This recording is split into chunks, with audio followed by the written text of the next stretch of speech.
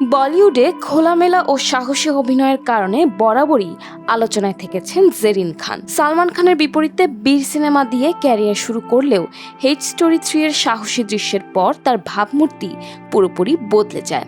সে সময় অনেকেই তাকে অবিকল ক্যাটরিনা কাইফের মতো দেখতে বলতেন, তবে পরবর্তীতে এই সাহসী ভাবমূর্তির জন্যই তাকে নেতিবাচক অভিজ্ঞতার শিকার হতে হয়েছে।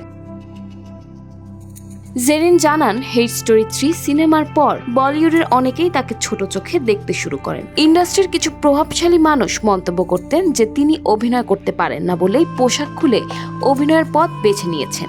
এই অভিনেত্রীর মতে সে সময় তাকে চরমভাবে অবহেলা করা হয়েছিল।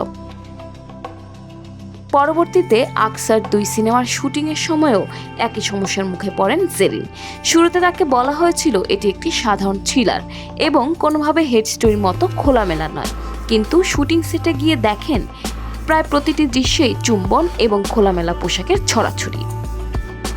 জেরিন ক্ষোভ প্রকাশ করে বলেন, সাহসী দৃশ্যে অভিনয় করতে তার কোনো আপত্তি নেই, কিন্তু শুরুতে তাকে যে গল্প শোনানো হয়েছিল বাস্তবে সেটে গিয়ে তিনি সম্পূর্ণ ভিন্ন চিত্র দেখতে পান। প্রায় প্রতিটি দৃশ্যের শেষে তাকে চুম্বন করতে বা হঠাৎ অন্তর্বাস পরে অভিনয় করতে বাধ্য করা হয়েছিল বলে অভিযোগ করেন তিনি।